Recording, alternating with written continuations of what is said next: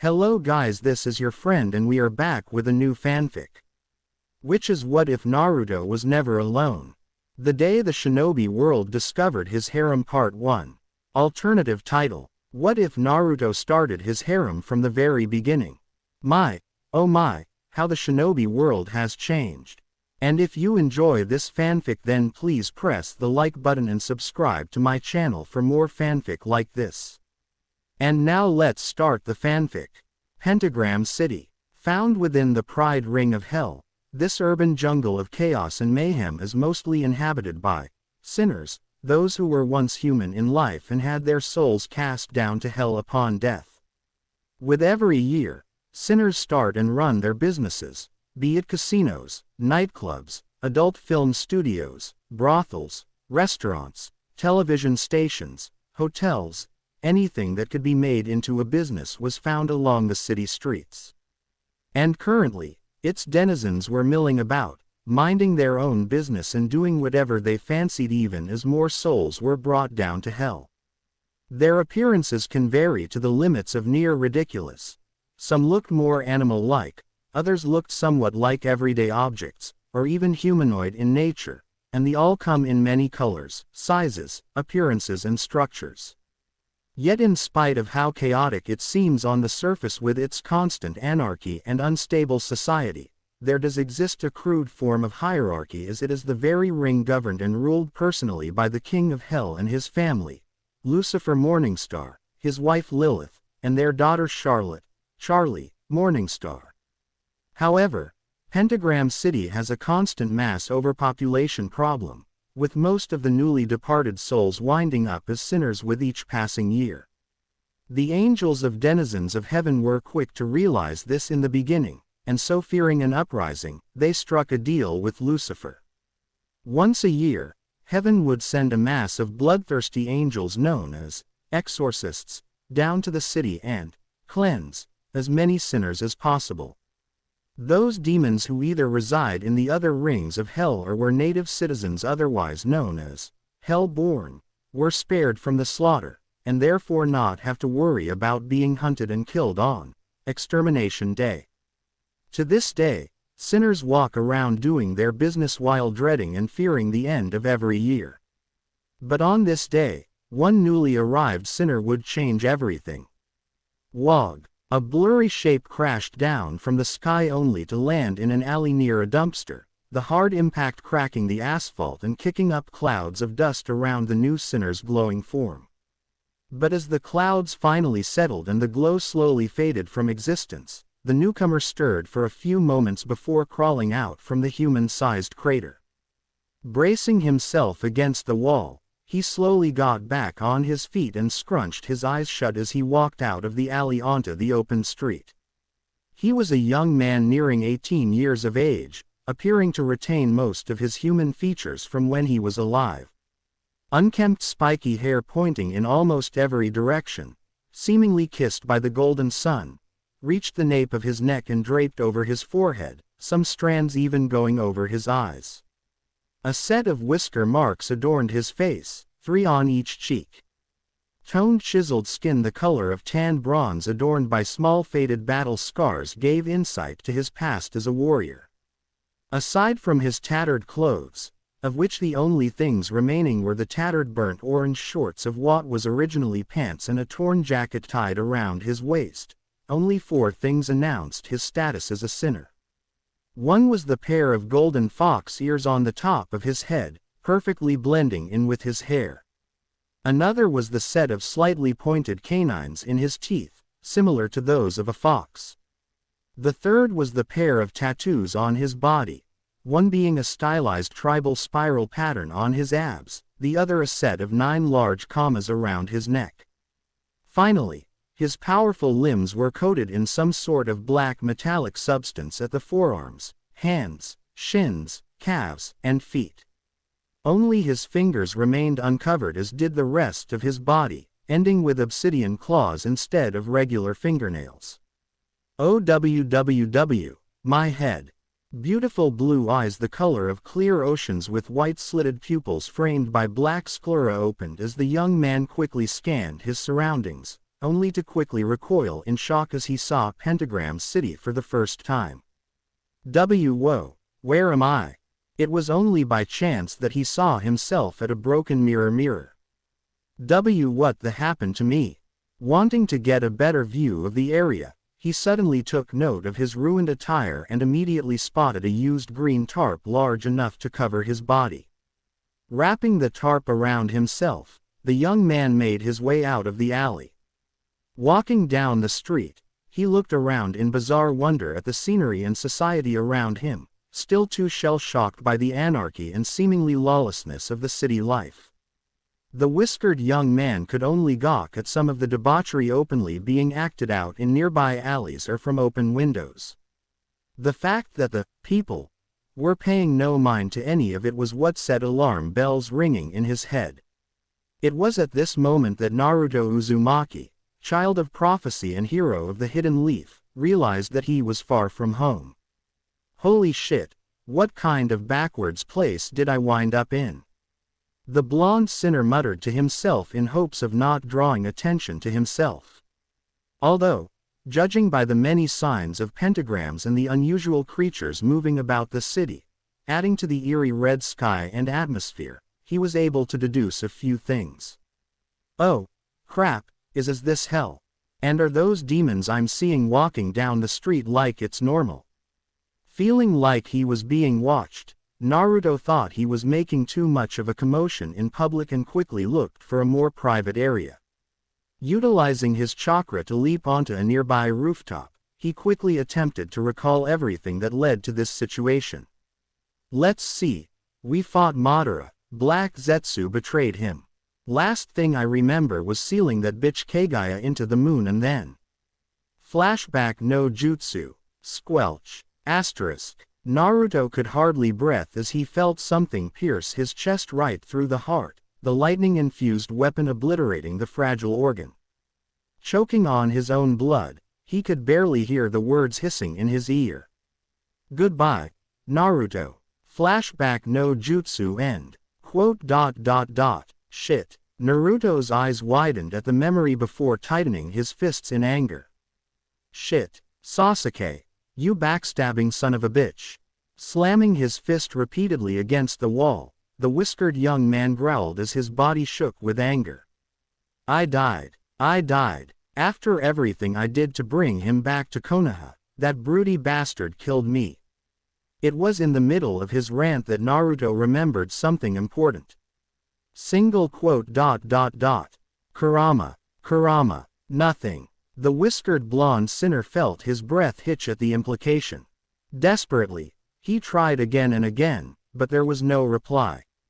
Eventually Naruto gave up trying after what felt like 5 minutes, as the cold reality had finally kicked in. Kurama, his longest companion, was really gone.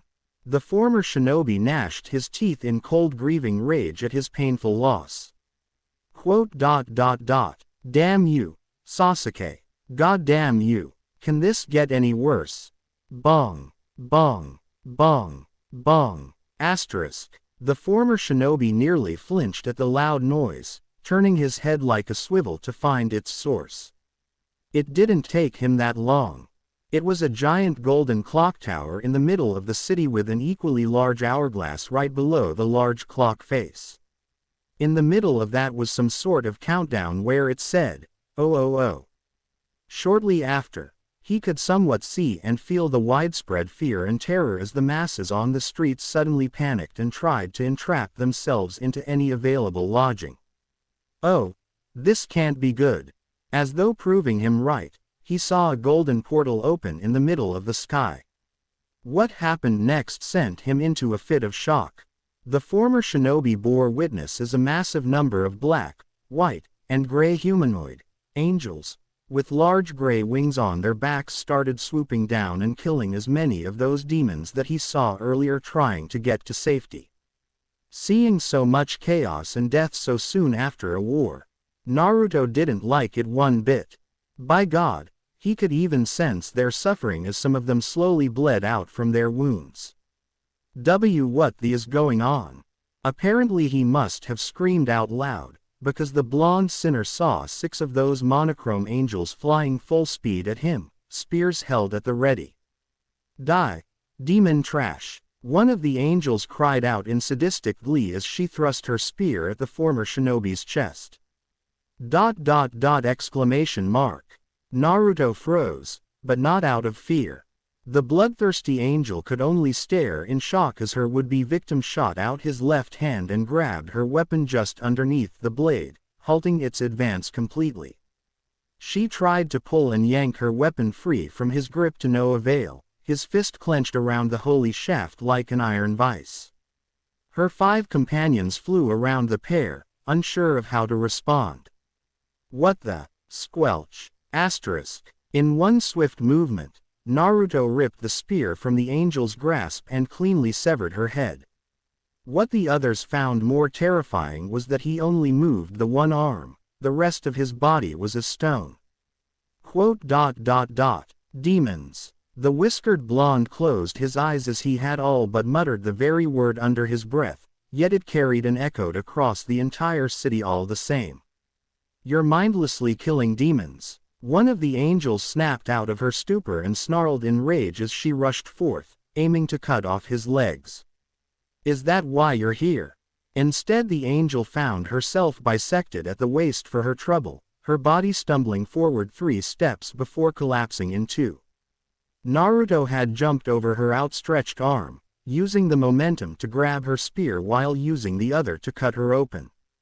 Landing on his feet, he stood straight as he stared up at the remaining angels, his cobalt eyes burning with an endless fire. And I thought angels were supposed to be merciful. Shut up. As one they charged, brandishing their spears bloodied from other victims. Naruto parried one angel's to the side, crushing her windpipe with an elbow strike so hard the back of her skull popped like a balloon. These angels, they're no warriors. The whiskered blonde pondered as he lazily sidestepped from an overhead strike before skewering his attacker through the skull. They're slow, sloppy and easy to read. Now irritated at the lack of a real fight, he gave a tired sigh as they threw the fresh corpse into a wall. I've seen academy students put up a better fight, for sake. Oi, for an army of demon-killing warriors, you aren't that good at your jobs. He mocked before splitting the 5th angel open from neck to groin, her ribcage emerging from the rather gruesome sight. The whiskered blonde could practically feel the growing hatred from the remaining monochrome killer standing in front of him as she glared at his ichor-stained body. Sigh. Now this is just sad. What's the matter, little birdie? You mad things aren't going your way. Get back, you reject Kya. Seeing that she was going to flee, Naruto threw his procured weapon at the warrior's legs, perfectly pinning her to the side of a building. What he didn't count on was the fact that she screamed so loudly. Soon enough, he could see other angels, numbering at least 200, flocking to his position. Hearing the battle cries of her sisters, the wounded angel turned to face her assailant with a manic smile on her face. Hear that, freak? That's the sound of death coming your way. If I were you, I'd start begging for mercy. Yeah, you're right. Naruto gave her a bloodthirsty grin that served to piss her off before turning to face the oncoming opposition. Feeling his chakra pulse through his veins, the former shinobi was surprised to find the tailed beast's purified reserves dipping into his own. It caught him by surprise that the Biju's chakra had somehow remained in spite of their separation. But Kurama's gone. This doesn't make any sense. What's happening to me? Naruto's thought process was interrupted as he soon found himself being engulfed by a pillar of gold flames, his acquired cloak instantly burning to ash at first contact. It was blinding for the angels as they covered their eyes and waited for the flames to die down. When they did, however, Naruto had changed. The blonde sinner's tattoos were glowing a burning gold, and 2 horns seeming to grow from his now shining hair. The whisker marks on his face had thickened and his sharp canines became more pronounced, giving him a more feral appearance. The metallic pieces of his arms and legs now decorated with crimson veins along the outside surface, wisps of orange energy trailing out from the glowing cracks. His blue eyes had become orbs of burning fire, the white-slitted pupils now forming a perpendicular cross. And finally, 9 long ethereal foxtails flowed and danced freely from the back. Single quote ... What's this? I feel great. Naruto blinked at the changes to his body. He couldn't really explain it, but for some reason this new form just felt right. Kill the demon filth, came the war cry from above. Suddenly remembering where he was, the whiskered blonde looked to see the mass of angels recovering from the blinding light show.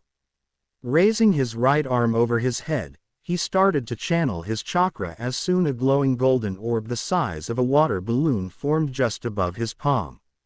But as it kept growing in size, there were 4 blades made of violent winds starting to form around the core, making it appear as some sort of shuriken. And when it got to be the size of a horse, Naruto threw it at them.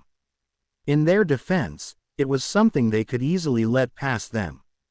Hence why they didn't bother dodging. They really should have. Boom. Asterisk. The spinning orb exploded in midair, the vortex of spiraling winds cutting deep into most of the angels on a cellular level, rendering them to little more than mincemeat as they dropped to the ground.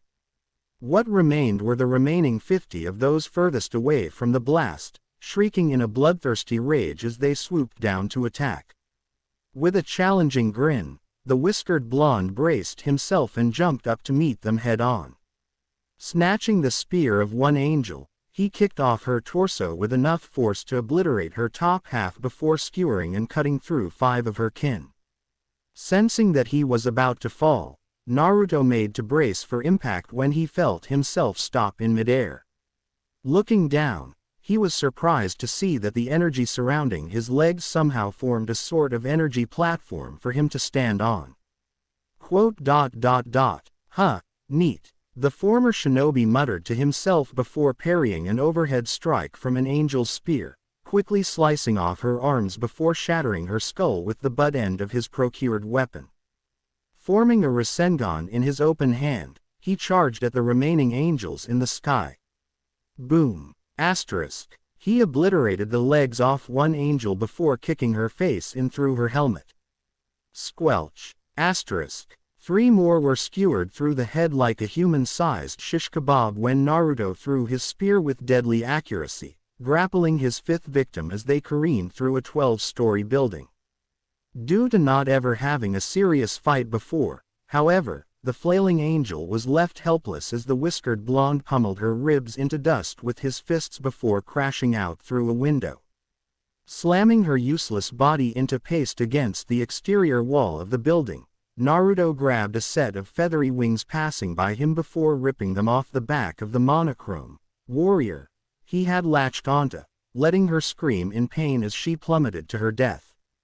With whatever remained of the heavenly army hurling their spears at him, Naruto his teeth in annoyance before bringing his fingers in front of him to form a plus sign. You're starting to bore me, you know. Poof, poof, poof, poof, poof, poof, poof. Asterisk. Within seconds, dozens of copies of the former shinobi emerged from the cloud of smoke, Rasengan in each hand as they crashed into the array of spears above. The angels were shocked at his fighting prowess. They had assumed that this sinner was just showing off, that his skills were just a sham and that he would fall to their mercy eventually.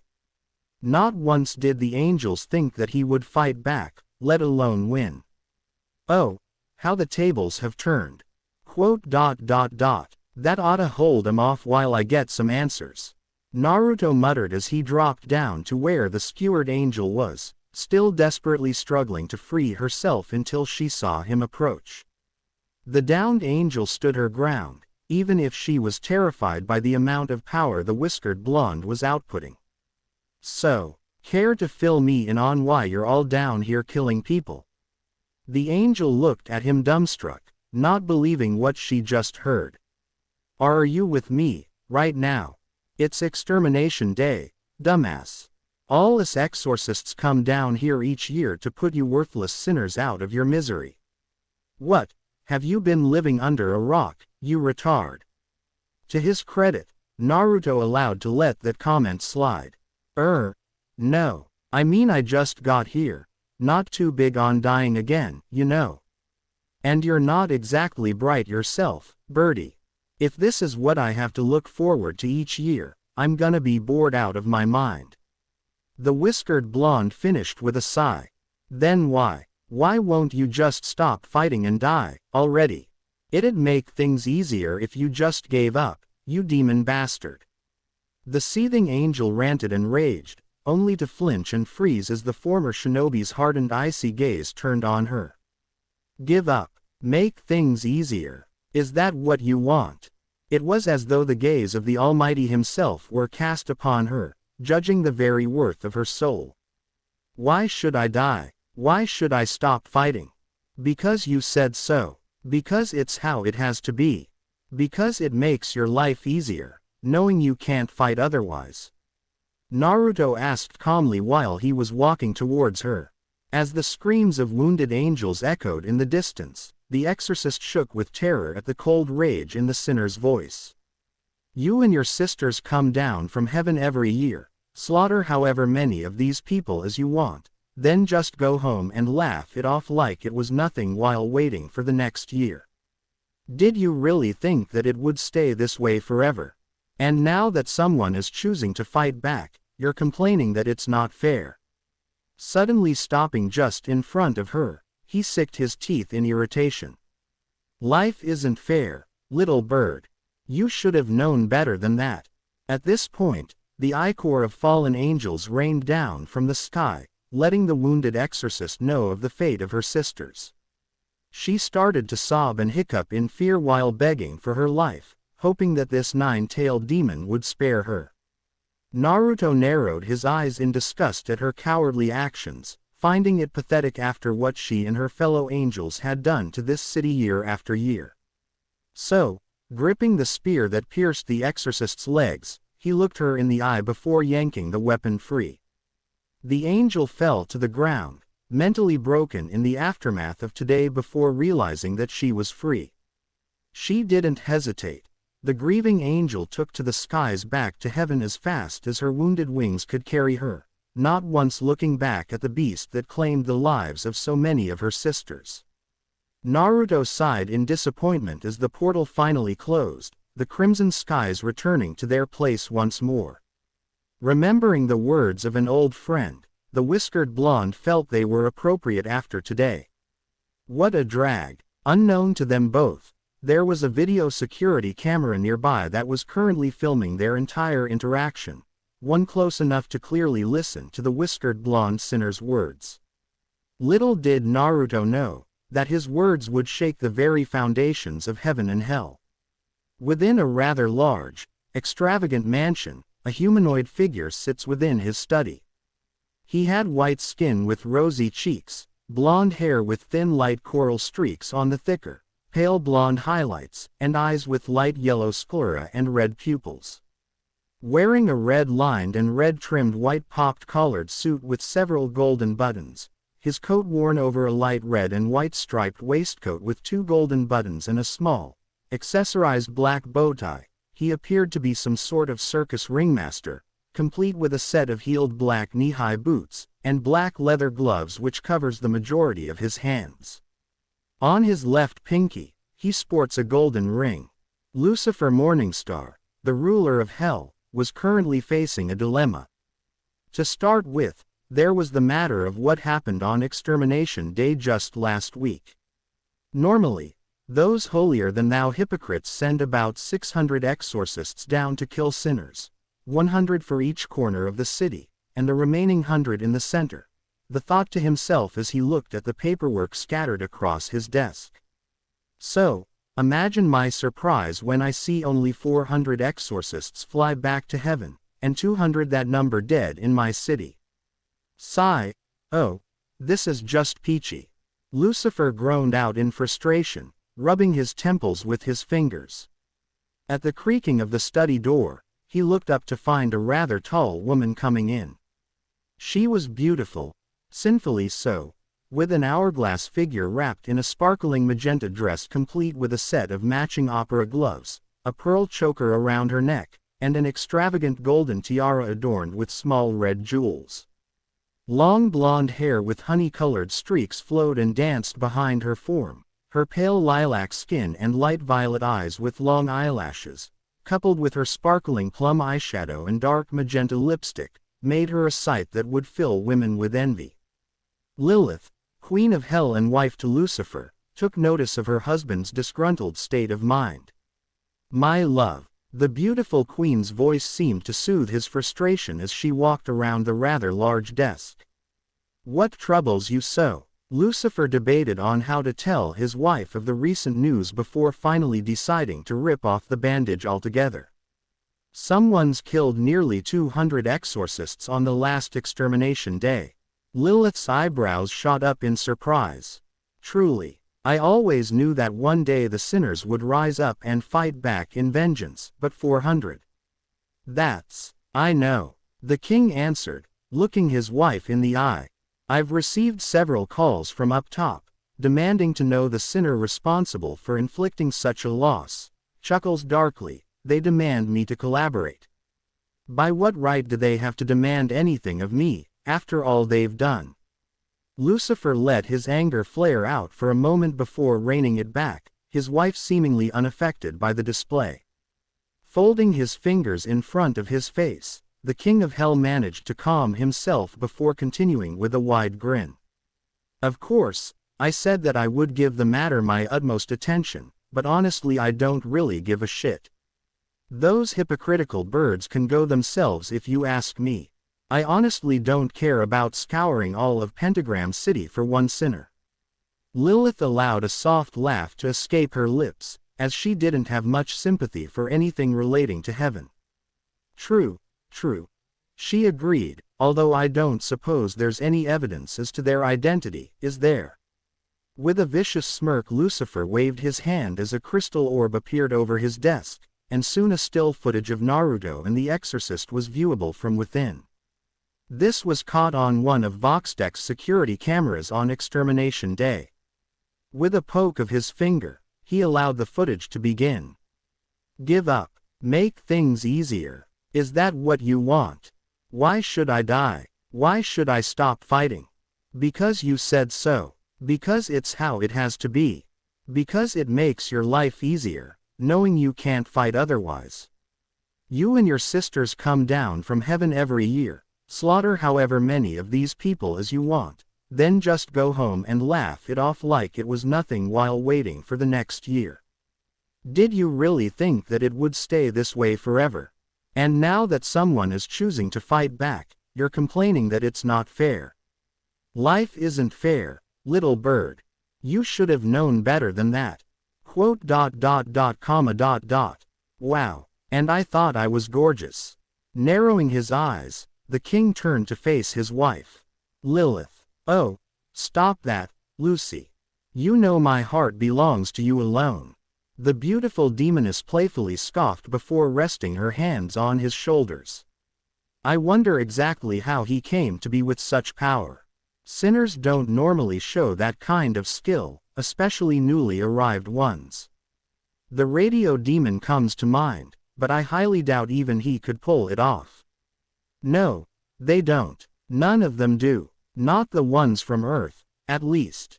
A pondering look overcame the fallen angel's face before snapping his fingers. Immediately, a large black and red grimoire with white and gold etching became surrounded by red magic before flying out of a nearby bookcase towards the ruling demonic pair. As he caught it within his hands, Lucifer opened the grimoire and began flipping the pages until he found what he was looking for. "Aha, I thought that energy felt familiar." Lilith peered over to read the page. "The elemental nations. Are you sure? I've never heard of such a place on Earth," she stated with a puzzled tone.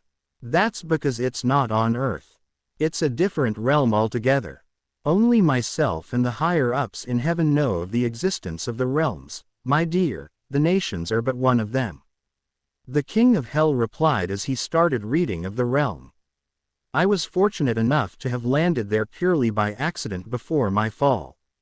Back then, however, chakra, he elaborated by using his finger to point out the description written on the pages, had yet to be discovered by the mortals inhabiting that world.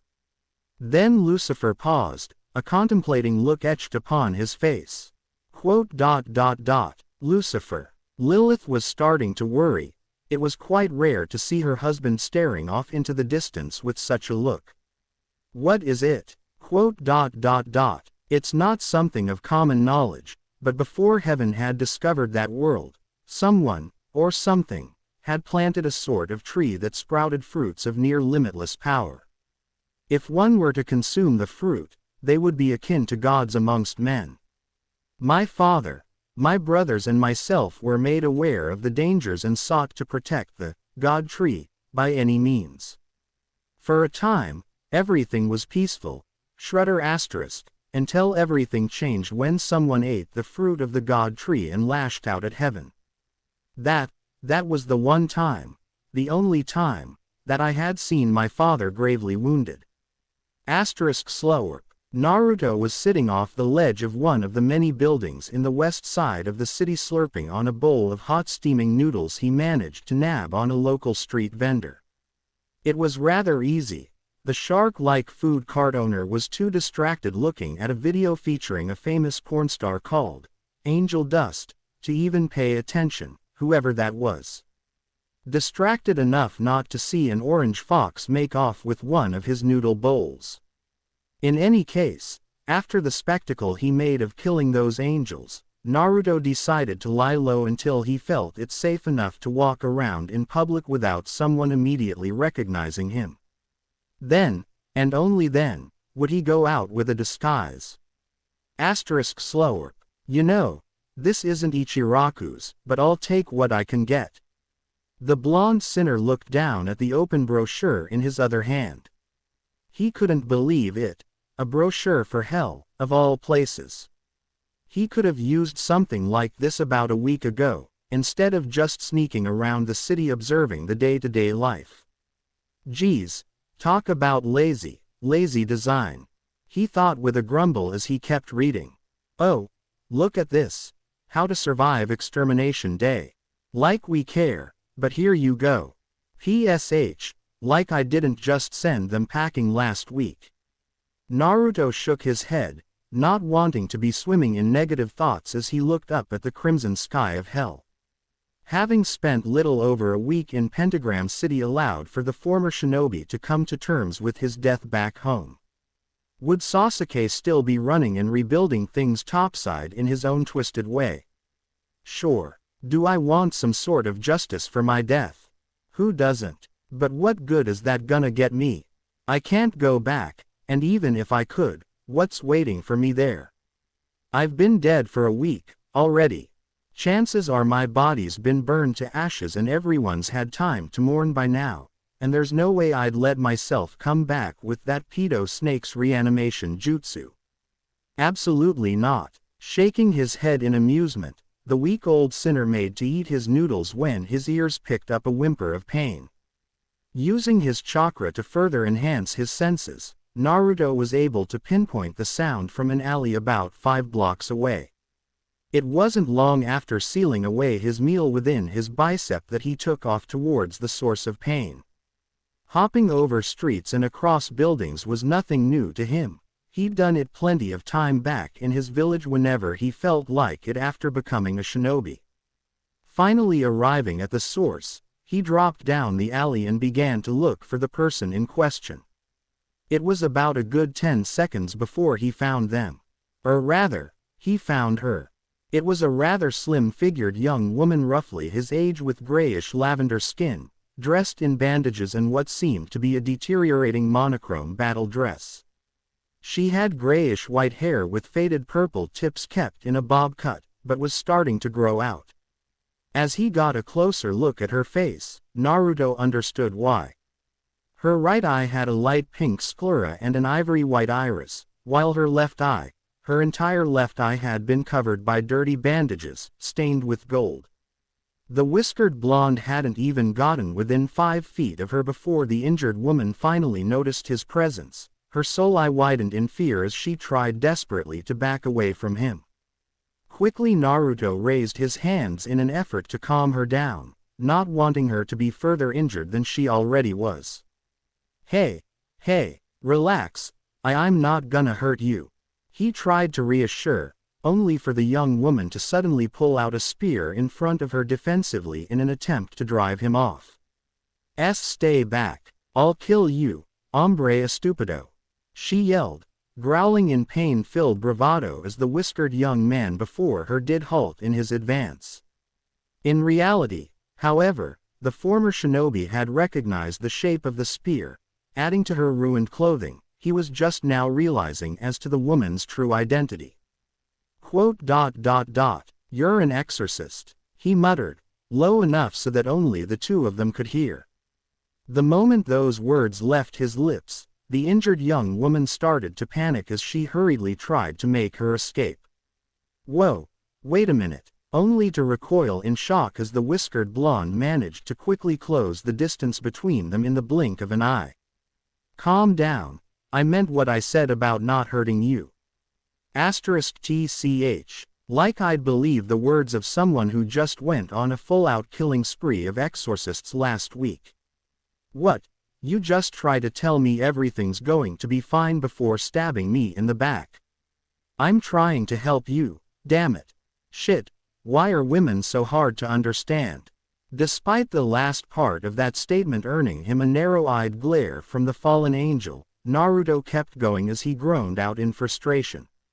Crap, screw it, look, lady, what's it gonna take for you to start believing me? The wounded exorcist growled in warning before leveling her glare. Impale yourself with my spear. Naruto blinked at her request. Come again. Did I stutter, Vato? You want me to trust you after what happened last week, then take my spear and impale yourself through the chest.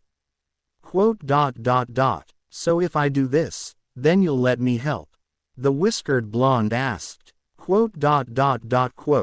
The former shinobi sighed as he grabbed a hold of her weapon before holding the very blade just a foot away from where his heart was. He could feel the woman's gaze locked onto him, checking to see if he would back out of his word. This guy's probably gonna try and kill me instead. The one-eyed exorcist thought to herself venomously.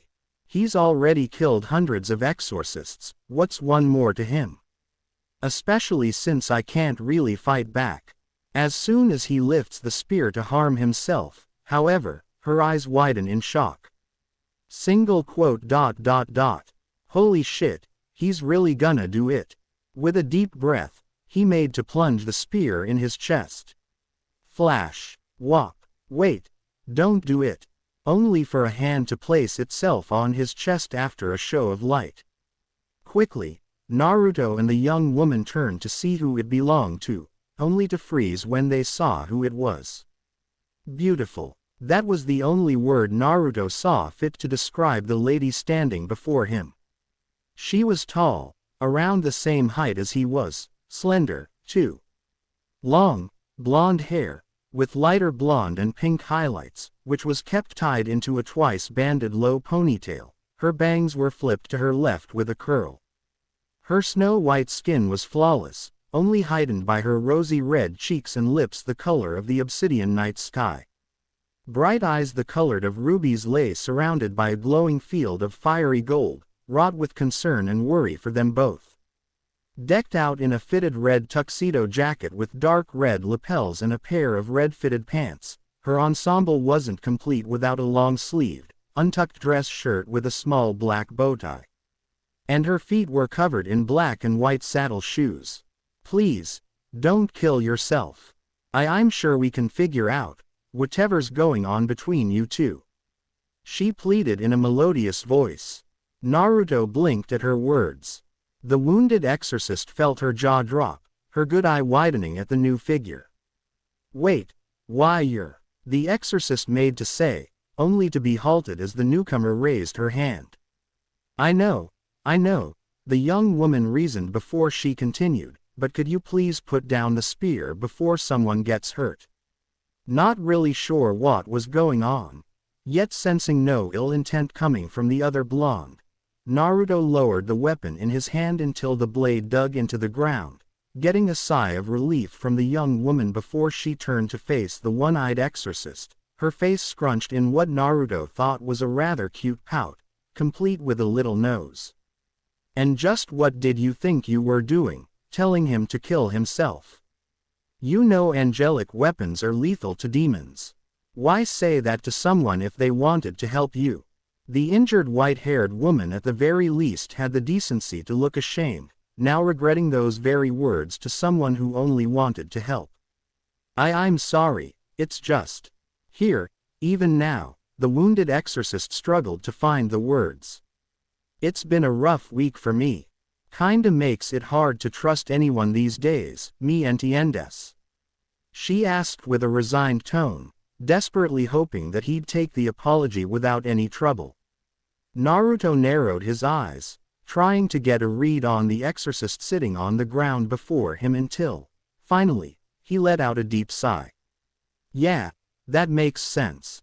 Last week wasn't exactly normal, even for us. Consider yourself forgiven. He'd give her the benefit of the doubt.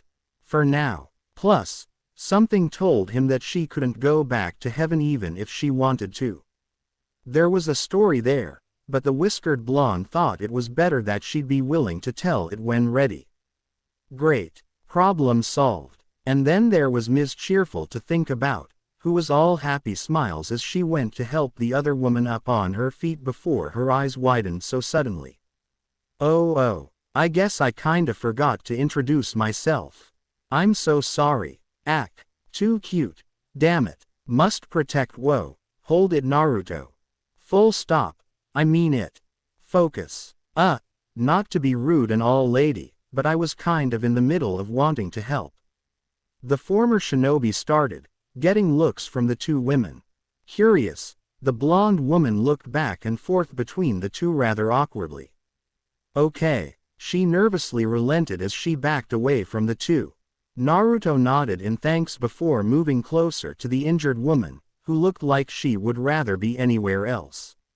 Standing right in front of her, he slowly raised his hand to her face in an effort to appear non-threatening. May I? He asked her rather gently. The gray-skinned exorcist froze for only a moment before finally relenting as the whiskered blonde gently pressed his hand to where her left eye used to be. Closing his eyes, Naruto focused as soon golden wisps of energy trickled from his palm, this time golden cracks grew along his forearm. The still suspicious woman then felt a soothing sensation, almost akin to a warm fire coaxing the left side of her face. And that for some reason, that side didn't hurt anymore. It wasn't until the former shinobi removed said hand that the exorcist realized that she was nuzzling her face into his palm. With a flustered blush, she retreated until her back hit the wall. What did you do?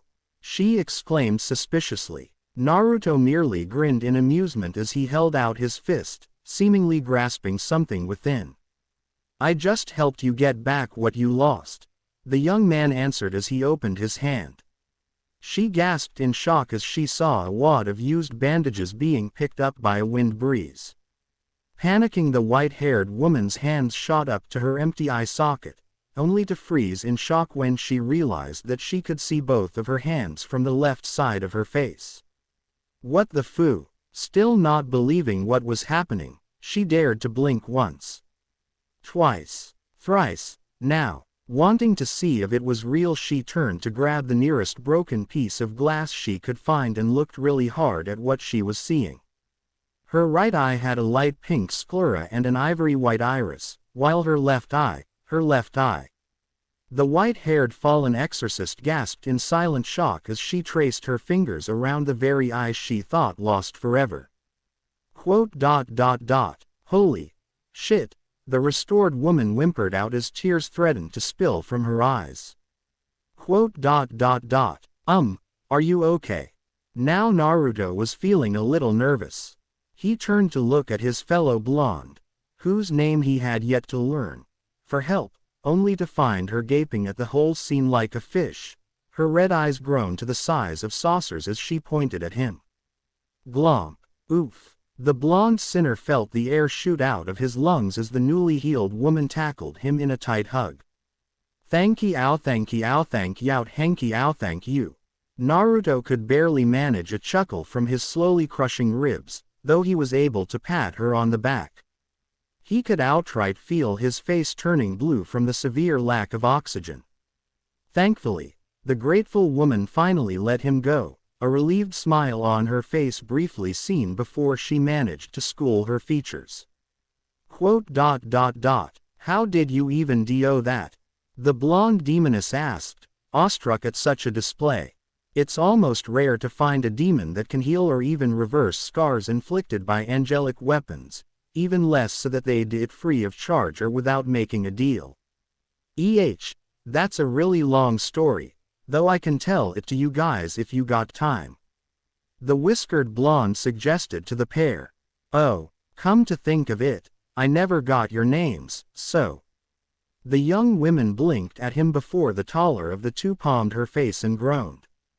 Crap, so sorry. Again, she apologized before composing herself. Ahem, I'm Charlie Morningstar. It's nice to meet you. She finished with a cheerful smile. I'm Vaggie. The now named exorcist in hiding answered in kind, a small smile on her face if one was looking rather closely at the corners of her lips. Not wanting to be left out, the weak old sinner replied to them both with a grin on his face. Name's Naruto Uzumaki, at your service. This was the start of an unbreakable bond. Vaggie charged at her opponent, spear in hand as she thrust at their chest. Her target swiftly dodges to the left, grabbing the former exorcist by the ankle just as she nearly passed by before using the momentum gained from her speed to fling her at a nearby wall. Undeterred, Vaggie caught herself by stabbing the ground with her spear before she spun herself around and opted for an overhead slash from brain to balls. Her opponent quickly parried her weapon with a small dagger before leaning forward and striking the fallen exorcist barehanded in her solar plexus. She gasped as her assailant left her with no room to breath, jabbing her in the face and chest 5 times before spinning on his front heel and sent her crashing to the ground away from him with a roundhouse kick to the jaw. Naruto sighed as he walked towards his friend. They've just started for the day, and already he could see several flaws with her fighting style. Vags, we really need to work on your defense.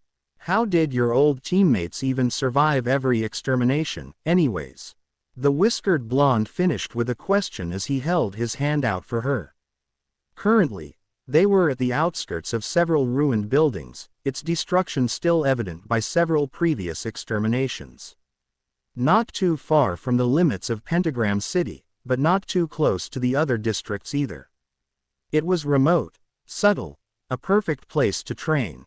Vaggie winced a little at the slight throbbing pain before taking his hand. You mean before you came along, right? She replied before she stumbled over her own feet from the kick to her face. Finally bracing herself, the white-haired woman found herself blushing when she realized that she'd fallen forward onto the blonde's exposed muscled chest, quickly removing herself from him. Sorry about that. Damn, that's a firm chest. Hey, it's okay. You're the one who asked for me to help you train, remember? He answered with a wide grin, getting a smaller one from her in turn. I know.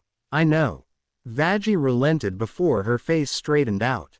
But, exorcists aren't normally on the receiving end of attacks, and only weapons of angelic steel can truly harm them. Any sinner struck a fatal wound by one is guaranteed death. Making space between the two of them, she lowered herself into a stance.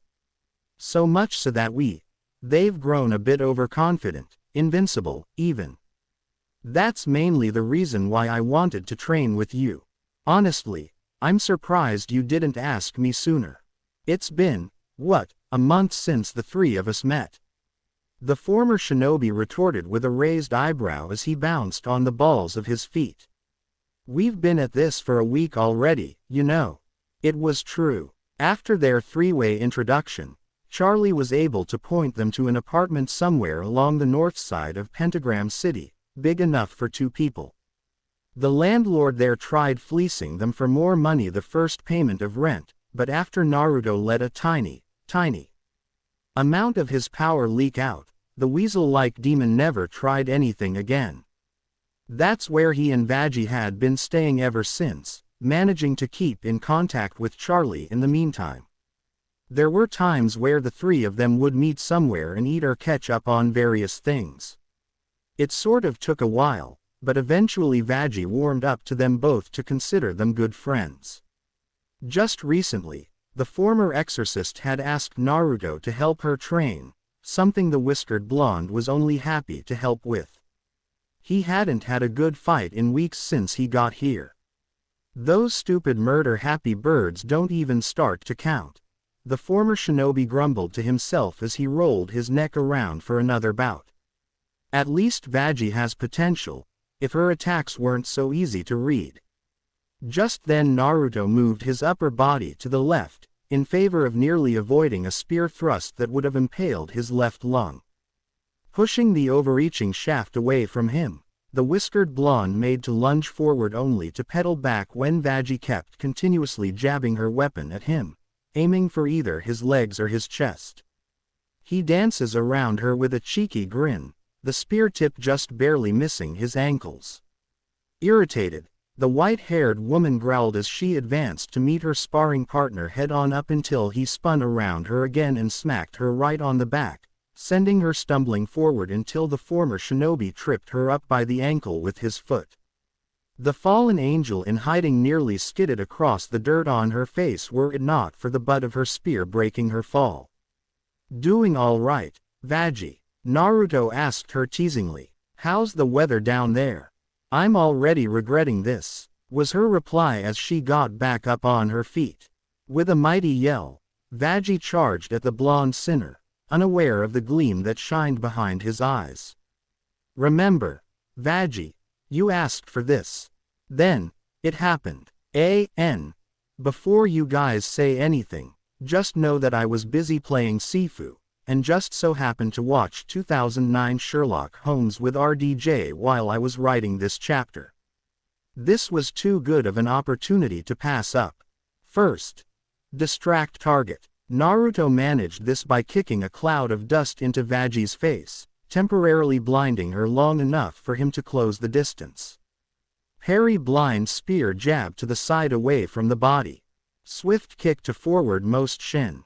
The former exorcist, still dazed by the blinding dust, attempted to skewer him in the stomach, only for the sinner to parry her weapon to the left with his dagger. Veggie barely had time to register what happened before a kick to her shin threw her off balance. Discombobulate. Counter with backhand across the cheek. Tossing his dagger into the air, the whiskered blonde swiftly clapped both sides of her head, enough to leave Veggie's eardrums ringing and cause her to be disoriented before dragging his knuckles across her face with a hard smack. The white-haired young woman felt her entire head careening to the side as Naruto caught his weapon in midair with his right hand. Disable their weapon from further use, then push back with shoulder tackle. Naruto then channeled wind chakra around his dagger before slicing her spear in half using quick precision. Veggie barely had time to register what happened when the whiskered blonde slammed into her with a right shoulder tackle, sending her stumbling backwards about 3 feet. Follow through with palm strike to the jaw. Kick out the front leg.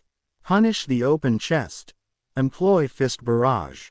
Naruto closed in again, this time hitting her in the face with an open left palm, hard enough that she felt her teeth start to rattle and her jaw fracture even as her front foot was kicked off the ground, causing her to fall forward into a flurry of quick decisive jabs unleashed upon her chest, possibly cracking 3 of her ribs and breaking 2. Grab a firm hold and strike the pommel of the dagger at the head, neck, and shoulder. Flipping said weapon into his left hand, Naruto grabbed the disoriented Veggie by the arm before using the butt of the dagger to strike her on top of her head, the right side of her neck, and finally her right shoulder. She'll attempt to strike with the remains of her weapon. Parry. Then deliver a punishing toe kick to the diaphragm. Dislocate left shoulder. As soon as the white-haired woman swung wildly with the broken shaft of her spear, Naruto parried with his dagger before kicking her just above her abdomen, effectively cutting off her air supply. Out of breath, Veggie couldn't even scream as she felt her left shoulder being completely dislocated. Finally, hard stomp to temporal lobe. Not taking any more chances, the former shinobi ended their spar with a Spartan kick to the left side of her head, rendering her unconscious. In summary, ears ringing, jaw fractured, blunt force trauma to the skull, 3 ribs cracked, 2 broken, diaphragm hemorrhaging, dislocated shoulder, moderate trauma to the left temporal lobe, collarbone fractured, mild bruising of the trachea. Physical recovery with assisted chakra healing, 10 minutes. Without assistance, 2 weeks. Full psychological recovery, 10 months. Possible scenarios of instantaneous death, multiple. BREEENG. Asterisk.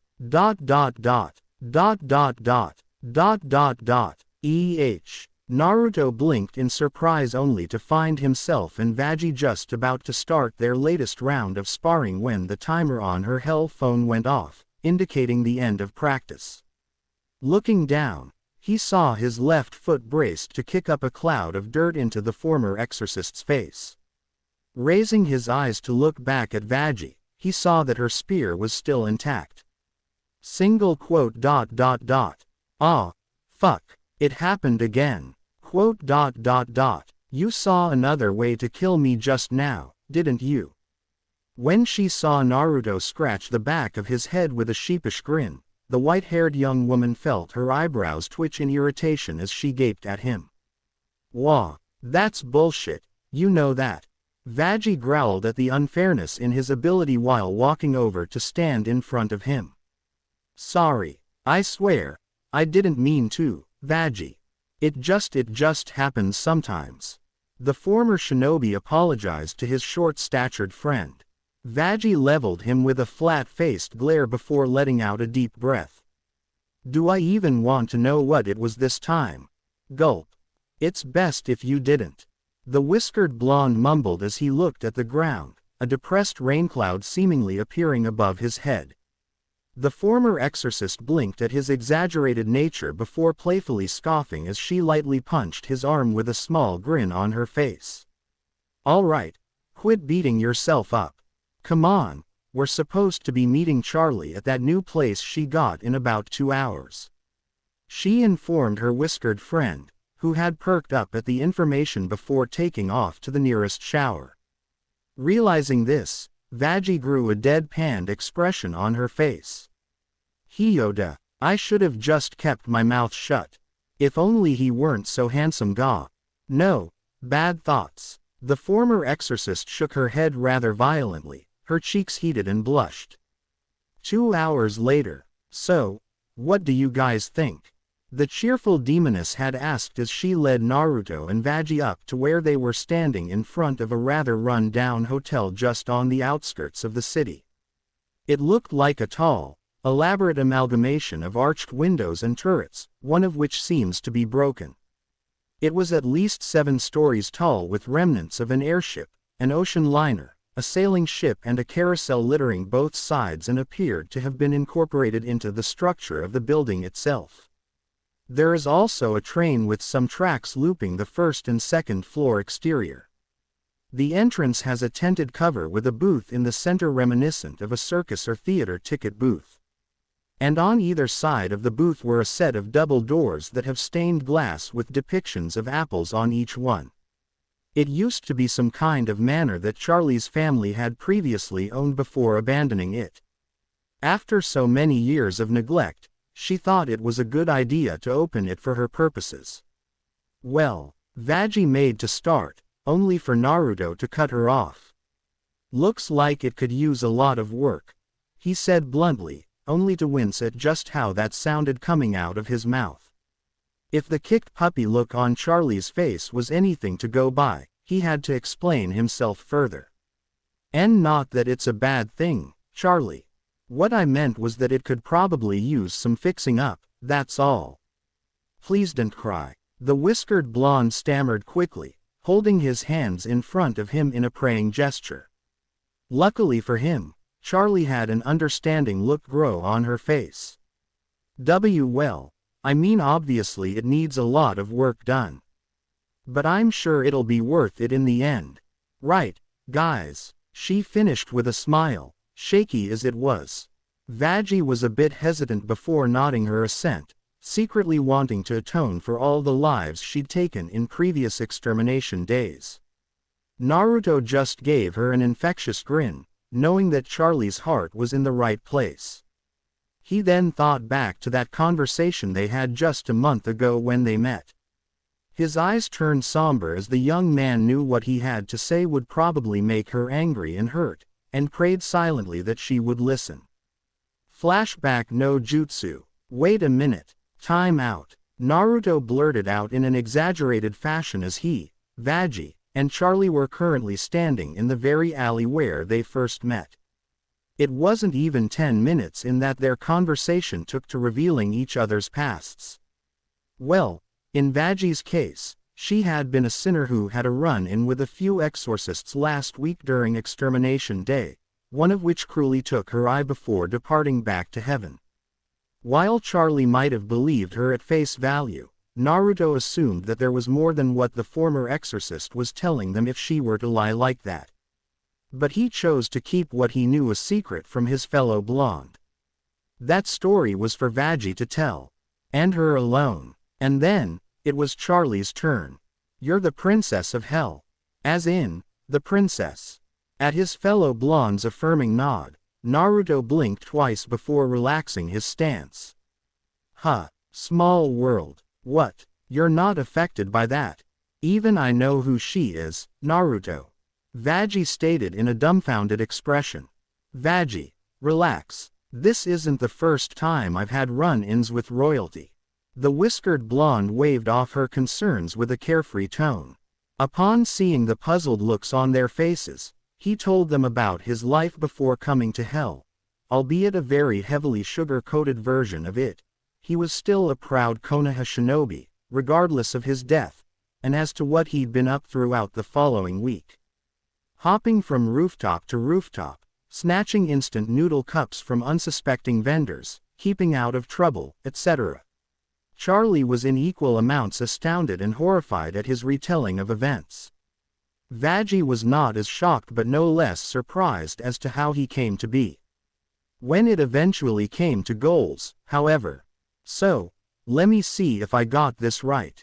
Naruto mused as he leaned against a building. You're the princess of hell.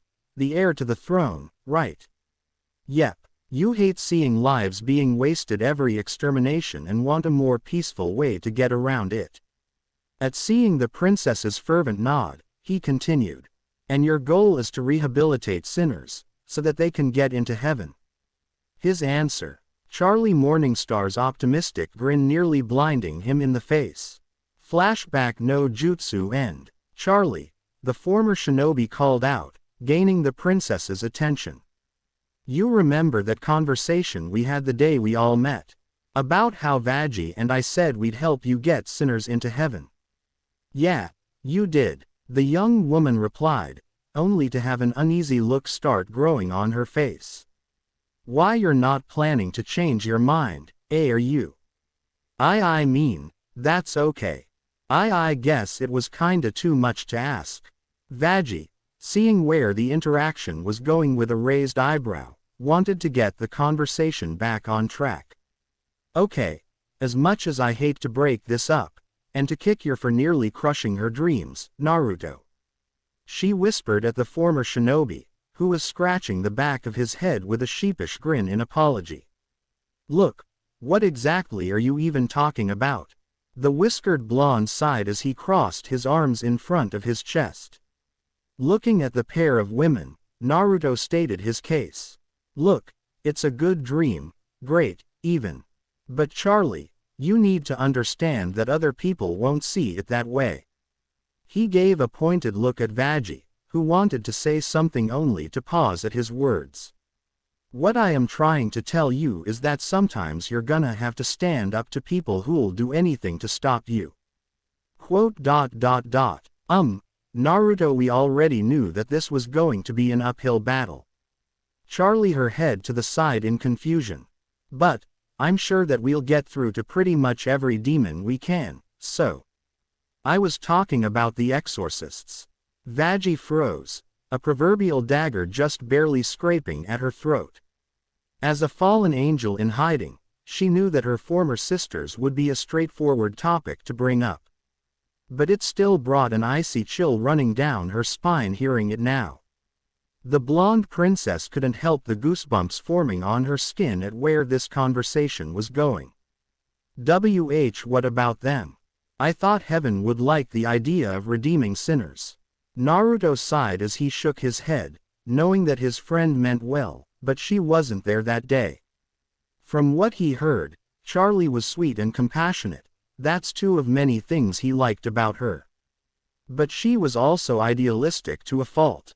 Turning to face Veggie, he sighed as the white-haired woman seemed to understand what he was meaning to say.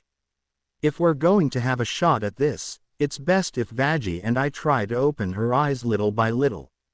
The former shinobi mused to himself as he motioned for his fellow blonde to sit on the outside steps leading to the front door. They like killing sinners. How can they not? It's all they've ever known. I can sense emotions from literally almost anything, Charlie, it's kinda what I was born with. When it was clear that they needed further explanation, Naruto sighed. Everyone, human or otherwise, gives off a signature specific to a single person. Sinners and exorcists are no different, Charlie. And believe me, the whiskered blonde's face hardened as he recalled the emotions he felt that day. They enjoyed in causing as much pain and death as they could dish out. These exorcists, whoever's leading them, they will do anything to stop you, even if it means killing you. Charlie stood froze in shock at his words, the harsh reality at what he was implying. Wah, kill me, would they really go that far?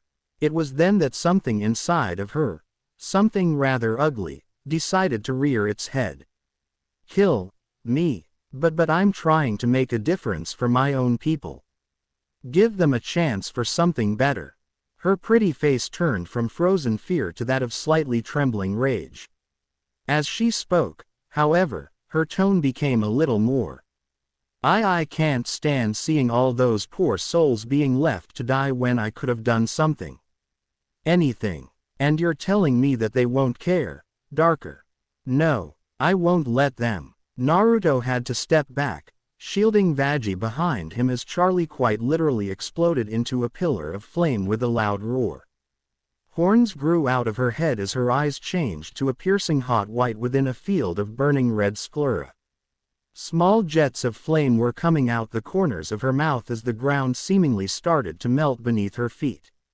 It was an impressive light show, but Naruto could see the pain on her face. Naruto, if we die here, I'm blaming.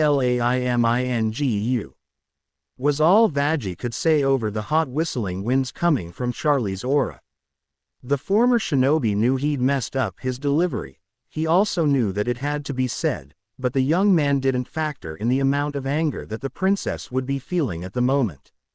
Now he just had to calm her down before she went nuclear. Charlie, I'm not saying that all of heaven is like that, I'm really not. Please, listen to me. Then what are you saying? That I should give up? No. Before he even realized what he'd done, Naruto closed the difference between the two of them in the blink of an eye, wrapping his arms around Charlie's waist and bracing her against him to prevent any further outburst. Surprised, Charlie's anger suddenly halted. Her more demonic features were now reverting to her normal form. The Princess of Hell was more focused on the strapping young man holding her close to him as he gazed into her eyes. The strength and assurance in his cerulean orbs only served to allow for a scorching heat to flush within her cheeks. Damn it, Charlie, that's not what I meant at all. Of course I'm gonna help you, and there's nothing that'll change my mind. You've got a dream worth fighting for, and I'll be with you every step of the way." He roared out, finally getting his friend to completely calm down. "Why, you really mean it?" Even with a shaky voice, there was an underlying hope in the princess's plea. It was only answered by a wide, foxy grin. "Hey, once Naruto Uzumaki gives his word, there's no going back on it." Charlie was taken aback, struck with wonder and awe at how strong and passionate his words really were, like he could take on the whole world and come out on top. No one, not even her own father, despite being caring as he was, had believed in her dream 100%. The only other exception being her mother, and even then there was only so much that the Queen of Hell could do openly. And yet here was this boy, no, this man, who she'd only known for a month, but was willingly going out of his way to help make her dream come true. Charlie Morningstar could have sworn she felt her own heart flutter, even as tears started to leak from her eyes. Charlie. Naruto wasn't sure if he'd overdone it with his outburst as soon as he saw the princess. There was one thing that Naruto hated more than giving up, it was seeing a beautiful girl cry. "Are you okay?" "Why, yes," the beautiful princess assured with a smile as she wiped her tears away. "It's just that, well, thank you, Naruto. I'm glad to have you." Naruto's eyes widened before a wide smile grew on his face. He chuckled, Charlie giggled, and pretty soon they were both laughing. "Will you two please stop flirting and get serious?" With the abrupt sound of Vaji's voice cutting through, the pair of demonic blondes blinked their eyes for a moment before they flushed in embarrassment at their current predicament. Quickly separating from one another, they were mumbling out apologies while the white-haired woman looked on with a straight face. If one were to look closely, however, they would find a tiny smirk pulling at the corner of her lips. Clearing her throat, the former exorcist began. "Charlie, as much as I hate to say it, Naruto may have a point. Who knows what they'll do after losing 200 exorcists in the last extermination? Worst case scenario, and if neither of us are nearby." She trailed off when the blonde princess finally registered what her friends were trying to tell her. Now she felt even more nervous. "So, what should I do? You guys have any ideas?"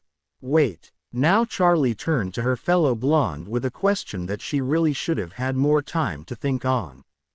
"Hey, do you think you could train me to fight?" Vaji froze at Charlie's question, dreading the implications. To be honest, it was a good question, nothing wrong with good questions. But given to whom she was asking. "Oh, no. Slowly turning her head to the side, the white-haired woman gulped at the sight of Naruto's face. The gleam in his eyes, the wide smile with way too many teeth, the way he was bouncing back and forth on the balls of his feet. Mirda, I know that look," she thought. "Naruto, show some mercy." "Well," the former shinobi answered with an all too innocent tone, "I mean I could help with training you." Really?" Vaji wanted to scream for Charlie to change her mind. "But I normally don't like fighting, is that okay?" It's not so bad so long you know what you're doing." "And you've got me," Naruto exclaimed while pointing a thumb at himself. "Besides, I'm helping out with Vaji, and she's been improving a lot." "Go on, ask her." "Hio de puta, I'm going to fucking skin you alive." The former exorcist seethed as Charlie turned to her with hopeful sparkles in her eyes. "Really, Vaji?" she exclaimed, wondering what her tough-as-nails friend was learning from Naruto. "Tell the truth. Save her. Spare her the suffering."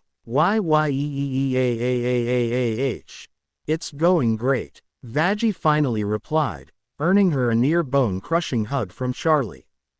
"Fuck. Why would I say that? You know, if you train for long enough, you'll get to be as good as she is, the grinning sinner chimed with a sing-song tone. To which Charlie gained bright shining stars in her eyes. Hook, line, sinker. Okay, Naruto, I accept your challenge. The Princess of Hell beamed at her fellow blonde, who in turn gave her an easygoing grin. Veggie could only groan in despair as she accepted the fact that Charlie would learn the truth of the slave driver their friend truly was. Amidst the streets of Pentagram City, an orange fox was lurking about, taking care not to gain too much attention. What many did not know was that this fox was no fox at all. It's been almost 10 years since Naruto had first been reborn up in hell, and so far, each extermination had been kept with a body count with a maximum of 150, due to the exorcists not wanting to press their luck any further because of their previous losses. Now that I think about it, Charlie did mention that her dad was in the middle of renegotiating with Heaven's Embassy over the clusterfuck I caused. The former shinobi pondered to himself as she scampered on his paws through the alleyways. Like I care what those glorified birds want. I told Charlie that much when she asked if I wanted to be redeemed. Although not as bad as when he first arrived, the former shinobi's face was still recognized by the masses everywhere he went. But if anyone were to ask him, he actually liked the disguise, if only to remind the whiskered blonde of his old partner. It was one of the only few things he had left of Kurama, after all.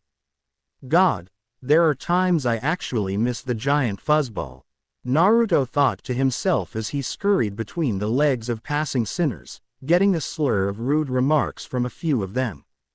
Move it, bitch, I'm walkin' over here. Without stopping, the disguised sinner turned to look at the angry goat-like demon he just passed earlier, stuck his tongue out at him, pulled down his eyelid and laughed out. Yip yip, mother F. cur.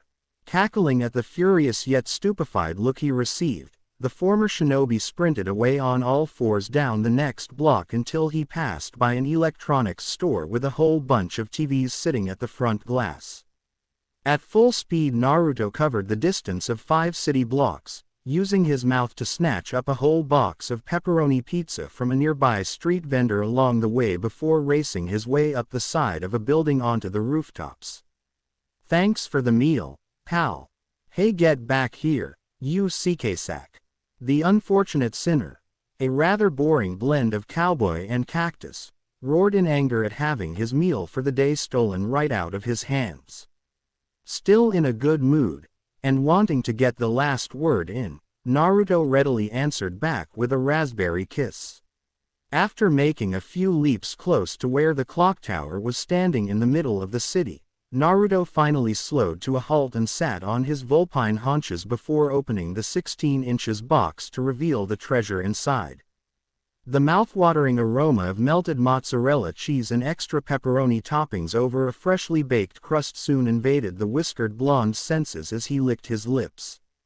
Oh, I love you, Naruto praised, his recent fondness for the Italian cuisine becoming more evident during his stay in hell. But now, I must destroy you, as he readied to dig in to eat, however. Boom, asterisk, dot dot dot, dot dot dot. Dot dot dot, sigh, goddammit, and I was really looking forward to pizza. The whiskered blonde grumbled as he gently closed the pizza box before sealing it away within a fiery orange portal. Note to self: remember to thank Sensei for teaching me about extra-dimensional storage portals. Who knew they worked with Fuinjutsu? Naruto muttered to himself before looking for the source of the noise. It didn't take him very long. It was a rather large, serpentine-themed steampunk zeppelin drifting through the sky armed with various large amounts of weapons firing down at the ruined urban district on the west side of Pentagram City. Huh, Pentious must be at it again. Doesn't that guy get tired of building war machines? The disguised blonde muttered to himself before hearing more explosions from the other side of the district, getting a whiff of cherry from downwind. Cherry bombs nearby. Another turf war. It's so soon after Extermination Day, but it wouldn't be the first time this happened. Then, he smelled it. A peculiar, almost familiar scent that he'd grown accustomed to recognizing during his stay at the hotel. Oh, what the fuck is he doing here? Naruto was very grateful not to be eating anything at the moment, lest he'd choke on his food. That idiot, he's supposed to be staying back at the hotel. Christ on a stick, Vaji's gonna kill him if I don't drag his sorry SS out of here. Without hesitation, the former shinobi raised himself to stand on all fours before his disguise began glowing a bright burning gold. Fuck it. Better I get caught on the news than him. But you owe me, angel dust. Meanwhile, at 666 news station. Charlie, you ready to go, hun? Vaji asked as she approached the dressing room housing her girlfriend of 5 years. In the 10 years she'd spent in hell, the former exorcist's life had changed much in many ways. Decorating her now knee-length white hair was a red hairbow with small tears on each side and 2 long tails. She was wearing a blouse that is the same color as her bow, with a dark gray Peter Pan collar, dark gray trimming on the sleeves, and 2 dark gray buttons down the front. She also sported a choker and a miniskirt with a thick pale pink waistband hugging her waist, both colored in the same dark gray. And finally, the white-haired woman's accessories consisted of a set of fingerless slate gray opera gloves with matching thigh-high stockings, which included a pair of white scallops at the cuff and toes. Currently, she and Charlie were at the 666 news station preparing for their interview to try and get more sinners into their hotel. They were going over the script when suddenly the Princess of Hell shot Ramrod straight in shock before bolting towards the dresser they were using, much to the confusion and worry of Vaji. Yeah, just gimme a second, Vaji. I'll be read out, came a muffled voice from behind the dressing room door. Raising an eyebrow in suspicion, the former exorcist opened the door before walking inside. As soon as she closed the door behind her, Vaji's eyes widened in surprise. Hun, everything okay? Charlotte, Charlie, Morningstar, Princess of Hell and heir to the throne, had a problem. I'm sorry, it started again, the optimistic blonde muttered bashfully. Correction. She had a very big problem. Oh, what the FCK, Charlie? The white-haired woman groaned as she palmed her forehead. It was a rather common occurrence since she had taken up Naruto's training regimen. Please, Vaji, you have to help me. Wah now, but we go on in 5 minutes. This can't wait. With an extreme amount of hesitation, Vaji took a deep breath, and ripped the front of Charlie's shirt open, eliciting a surprised yelp from the taller girl. Ah, Vaji.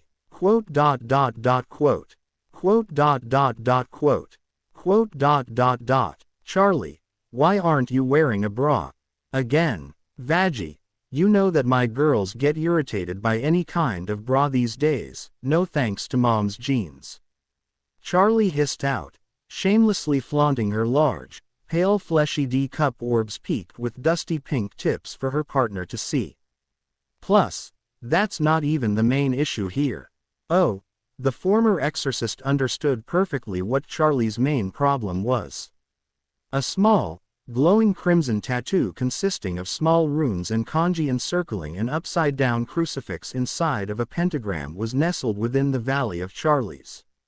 Tiny obsidian wisps of malevolent energy seeped out from within, something that set off cries of alarm within Vaji's head. Naruto's gonna need to take a look at this again. Otherwise, Vaji shook her head to clear out such thoughts before they could fester any further. No, I'll bring this up with him later. Gotta help Charlie first. Hun, hold still and don't make a sound. The white-haired woman all but demanded as she reached behind her waist. Oh okay, I don't think it'll be much of an ISSUE. Charlie barely had time to say or do anything before the former exorcist slammed what looked to be a paper tag with seals written on it in the middle of her chest. Pain. Charlie stood there shaking in pain for what felt like hours as the talisman went to work. Her eyes were nearly bulging as red veins creeped into the golden sclera, her fangs slowly elongating into thickened points, and her nails lengthened into razor-sharp claws as the Princess of Hell gasped and silently choked on air in the sheer agony of what was happening to her. Immediately, black lines of ink shot out from the edges of paper across her skin, starting from her chest until they ran down the entirety of her arms and legs as though binding them together. A moment had only passed when suddenly the lines started glowing a bright crimson red, slowly but surely receding back to the paper tag on Charlie's cleavage before it fell onto the floor. It was only then that Charlie felt weak in the knees and started to collapse. Vaggie, ever vigilant of her partner's safety, was quick to catch her in mid-fall. The white-haired woman looked the blonde-haired girl over for anything out of place. When the former exorcist couldn't find anything wrong, she sighed in relief as she helped her friend back to her feet. "Feeling better, hun? Cough cough. Why yeah, thanks Vaggie." The cheerful blonde answered as she magically fixed her clothes with a wave of her hand. Managing to clear her thoughts, the Princess of Hell pondered for a moment before snapping her fingers. Oh, right. The interview's coming up soon.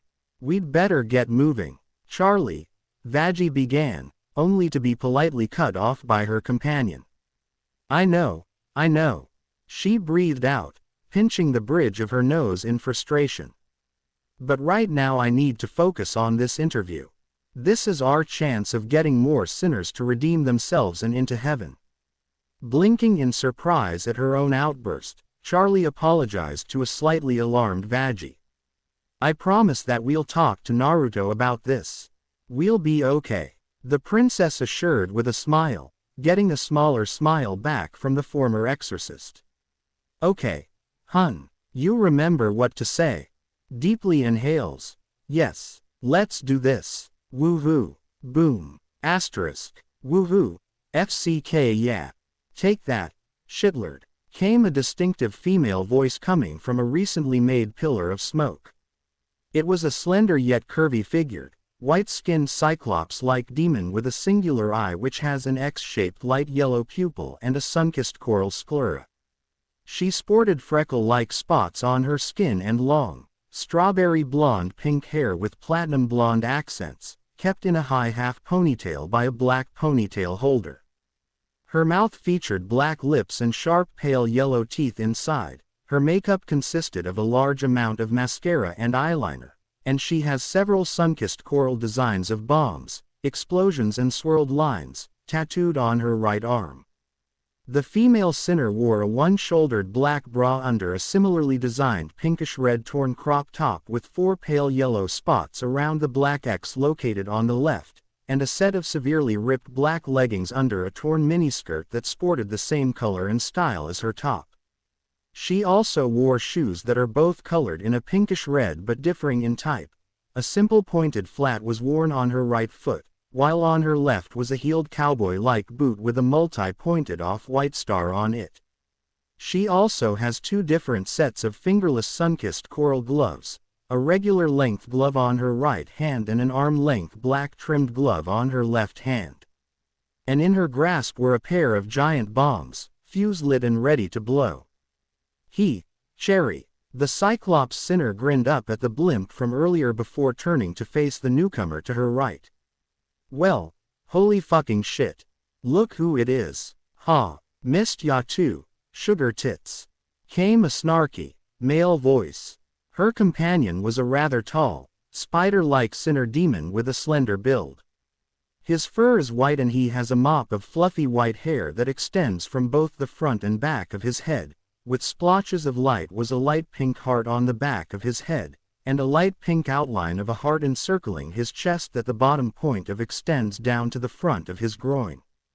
His arms have light pink stripes that additionally his top set have light pink forearms with white fingers and his second set have white forearms and light pink fingers. His irises are cerise pink while his right eye has a light yellow sclera and left eye has a dark sclera. His eyelids are light pink and the color extends up to his eyebrows. He has 3 cerise pink dots under each of his eyes, almost like freckles. He also has a wide mouth full of sharp, pointed teeth and possesses a single golden fang. The chest is actually composed entirely of fluffy fur, which was intentionally pushed up into a formation with his tightly pinned jacket for show. The male sinner's attire consists of a long light pink suit blazer with horizontal white stripes down the length, a gray miniskirt, and long gray thigh-high heeled boots. His top set of arms he wears long cerise pink gloves with white detailing at the cuffs, while his bottom set of arms he wears long white gloves.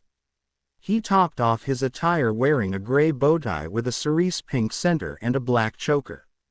Within 2 of his hands were a pair of Tommy guns, locked, loaded and ready to fire. Originally, Angel Dust was supposed to be staying at the hotel while Charlie and Vaggie were doing the interview at the news station. But then he felt the need for drugs. Obviously, rehab could do so much, and it works, but the spider-like sinner was tired of being cooped up at the hotel, and decided to go out on the streets for some action. It also helped that the resident guard dog was out. "Where the hell have you been, Angie? I thought you up and died, or some shit," Cherry Bomb asked offhandedly as she lit the fuses before throwing both bombs over at her left. "Oh, I wish. I've been stayin' at this crappy hotel outside of town." The porn star groaned out as he fired at the masses of weird egg-like demons, rendering them asunder just as fast as they can replenish their numbers. "Some broads are lettin' me stay rent-free if I play nice. Boom. Asterisk. You know, no fights, no pranks, no problematic language. Her words, not mine." Angel mocked as he took aim and shot one of the egg demons into pieces. "Ugh. These crazy bitches are no fun. I've been clean for 2 weeks. Holy shit," Cherry replied with an amused look on her face. "Well, sorta clean." Angel Dust was about to finish his sentence, when suddenly,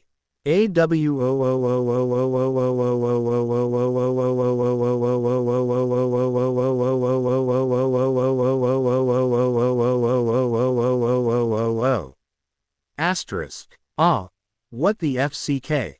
Cherry Bomb clamped both of her hands to cover her ears, desperately trying to block out the painful, blood-curdling howl. The surrounding egg demons immediately shattered to pieces from the noise. Buildings cracked and the streets started to split apart. Cherry tried to stay strong, but it was as though the feeling of blood, death and carnage permeated the very air around them. You could hear it all across Pentagram City, the frightened screams of the masses akin to an unholy chorus. The hell was that? But while the city in itself was in an uproar of fear, Angel Dust was terrified for a different reason. "Oh shit, oh shit, oh shit, oh shit, oh shit. What the FCK has him all pissed off this time? Damn it, I FCK knew I shoulda just stayed back at the hotel." The famous porn star was outright panicking at the moment. He'd recognized that howl just about anywhere in hell. And that also meant, "I gotta get the FCK outta here right now. I ain't stickin' around to find out. Catch y'all later, toots." Angel cried as he scrambled his way through the shaking district. "Wah Angie, you bitch, what are you doing?" The bomb-toting sinner exclaimed as she saw her best friend fleeing the district. "What the FCK does it look like, Cherry? We need to get outta here, now." "But why? It's just some hellhounds." "No, the FCK it ain't." Turning to face her, the spider-themed porn star had the look of fear in his eyes. "It's him, Cherry. That howling means that he's here, and we gotta move." Cherry Bomb only paled in fear as the identity of the bloodthirsty howl was revealed. Nine Tails is here. Meanwhile, at the Royal Manor, Lucifer was in the midst of doing some rather important work. Crash. Asterisk. Gah. FCKING damn it. The King of Hell cried out as his latest project fell out of his hands and immediately set a nearby chair on fire, making him grumble as he cast a spell to douse the flames with water. "What's got that whiskered dick all pissed off now?" 666 News Station. Charlie," Vaggie nervously asked her partner as they observed the chaos going on around them at the news station. Things were going well for them at the start, but knowing Charlie, she couldn't resist singing out her ideas, in spite of sticking to the plan. No sooner had the cheerful blonde finished her song and was about to continue the rest of the interview than when the demonic howl reverberated throughout the station itself, causing the staff to break out in a panic. "Somebody get a live feed. I want eyes on that right now," Katie Killjoy roared out with a manic grin. "I'm not missing this chance to catch Ninetales live in action." "Tom, on it," the gas-masked anchorman replied. Poor Charlie could only blink as she and Vaggie were escorted, shoved out of the studio and the door slamming in their faces. "Deep inhale, deep exhale. It's okay, hun," the former exorcist assured the princess as she laid a hand on the blonde's shoulder. "No need to worry. Why worry?" When Charlie turned to look at the white-haired woman, it was with a forced smile on her face. "You know he wouldn't do this if he didn't have to, Vaggie. It'll be okay." Palming her hand to her forehead, the Princess of Hell let out a sigh.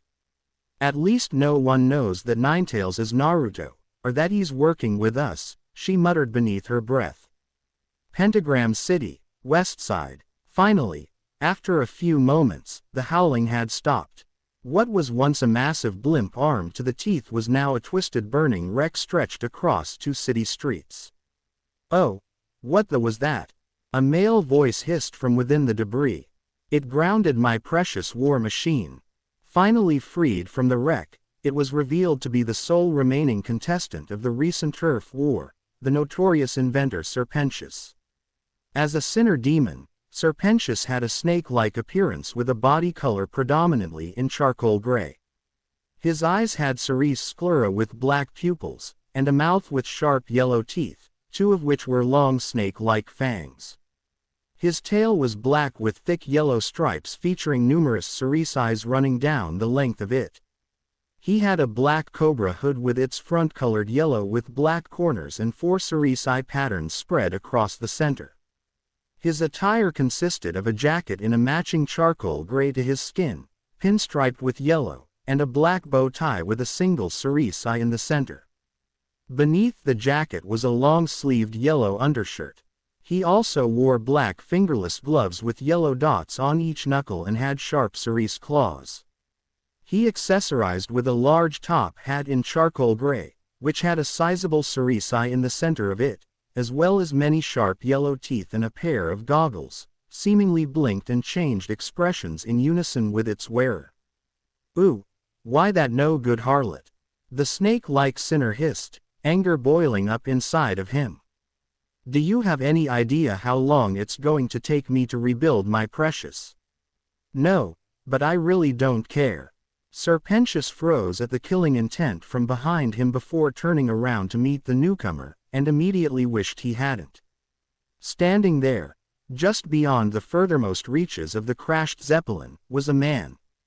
A sinner, really. He stood well above 6 feet, toned in muscle with small battle scars decorating his bare chest.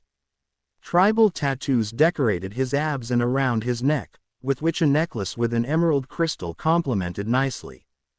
Finishing his attire were a pair of black knee-length armored cargo shorts held up by a burnt orange belt. His forearms and forelegs were covered by a black metallic substance, save for the fingers armed with razor-sharp obsidian claws. Spiky blonde hair grown out to reach the nape of his neck, kept in a low wolf tail. His bangs seemed to cover his blue eyes, complete with black sclera and slitted white pupils. A grin so wide it threatened to split his face in two, showcasing the sharp canines to the snake-like inventor. The golden fox ears on his head and thickened whisker marks on each side of his face all but confirmed his identity. "Personally, I don't like snakes. Too many bad memories than I care to remember." So imagine my surprise when one suddenly makes its way right at my front door, causing such a noisy scene. Ahahaha. Mr. Ninetails, sir, I didn't know you were in the area. Pensius truly did not want to die, much less at the hands of such a powerful sinner such as the being standing before him. I swear, if I had known that the angel's bane himself was here, then. You'd what? Go on to terrorize some overlord territory? Raising an eyebrow, the whiskered sinner gazed at the now cowering form of Sir Pensius and his minions. Even if you were worth their time, they'd just kill you and go about their business as usual. Face it, Pensius, you're nothing but small fry at the bottom of the food chain. Wah, but I swear, I didn't know you were here, was the stammered reply. Naruto said nothing at first, merely staring dryly at the snake-themed sinner. Honest, Sir Pensius exclaimed. Reet, the former shinobi drawled as he started walking towards Pensius. You know, the last time I dealt with a snake, I tried to skin him alive. When Naruto stopped, he was standing just in front of the quivering snake. You're no Orochimaru, but you're just as irritating. No, please, this is all a misunderstanding, sir. I'm sure we can work something out. I dunno. You did kinda ruin my lunch, and I'm still hungry. I wonder how you'd look as a brand new wallet. The snake-like sinner was sweating cold bullets at this point before bringing his hands together in a begging position. Spare me, I beg you. Mercy. Please show mercy. I'll do anything, you say. Why yes, of course, anything you want. Pensius was feeling grateful that the whiskered sinner was willing to listen to reason. Great, then get out of my territory, Naruto requested with a friendly grin. The serpentine inventor blinked at the blonde man's words, not quite understanding of what he meant. But, this part of the city doesn't belong to anyone. And then, 9 long, ethereal fiery golden foxtails emerged from the back of Naruto's waist in a wrathful dance, as though irritated by the pathetic snake before him. The very tips shifted into angry golden fox heads, opening their mouths to roar as red orbs of highly destructive energy started growing within their teeth. Sir Pensius felt his heart hammering away with incomprehensible fear as the whiskered blonde's lips curled into a snarl, his blue eyes flashing dangerously as he growled out. They do now. Sir Pensius didn't hesitate. The cowardly sinner ran for his life, his scales paling rapidly as he vanished out of his sight. Naruto kept his glare up for a few moments before closing his eyes with a sigh. Dispelling his tales, the former shinobi shook his head in disappointment at the cowardly display. At least Cherry Bomb had enough sense to retreat before he showed up. God damn it, and I thought these sinners would have more of a spine. The whiskered blonde thought as he channeled his chakra through his limbs. Those birds really are lucky these demons never worked together to fight back. Really worked, not just form some temporary half-assed truce only to stab each other in the back. Re-eng. Asterisk. Naruto blinked as he heard his hellphone went off in his pocket. Reaching inside, he was able to pull it out and answer the call. Yeah, what happened? Came the female voice from his phone. Nothing much. Just had to scare Pensius and Cherry Bomb out of my turf, he replied, careful not to give anything away lest there be prying ears nearby. Naruto. The former shinobi winced at the tone of voice at the other end of the line. He hated the way she used that tone, and had grown to fear it. Sigh. There was a pest getting in the way. I had to run damage control. Quote.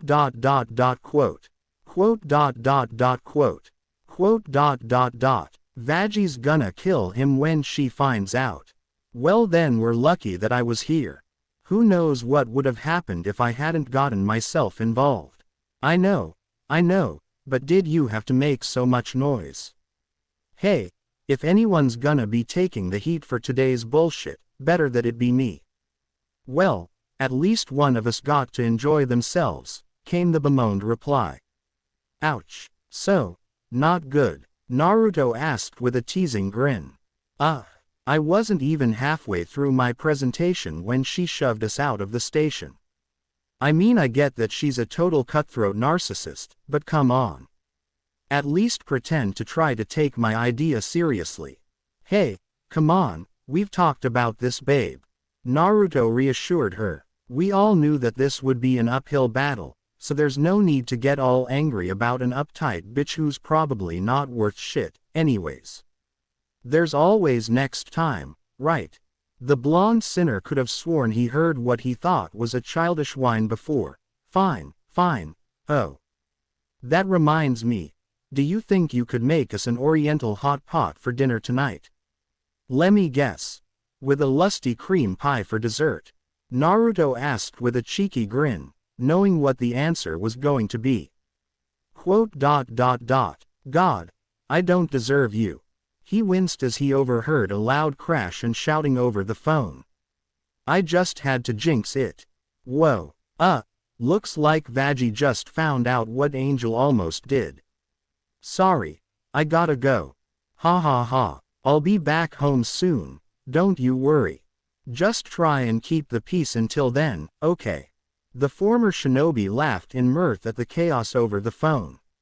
He was quite happy at his good fortune in the past 10 years. Granted, it had a bit of a rocky start from his death in the human world, but he had gained so much in turn. He had power, a reputation, and a goal, one that he would help see come to fruition. But most of all, he found new friends.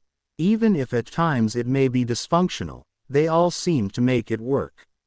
Love you, sweetie. I love you, too. Naruto Uzumaki would happily place himself on the wrong side of heaven and the righteous side of hell if it meant protecting his newfound loved ones. That was a promise, and with a golden flash of light, he disappeared. However, he wasn't the only one within the vicinity. Oh ho ho. My, what a rather intriguing turn of events. Red eyes and a wide toothy grin seemed to glow from within a shadowy ruin as radio static could be heard in the air.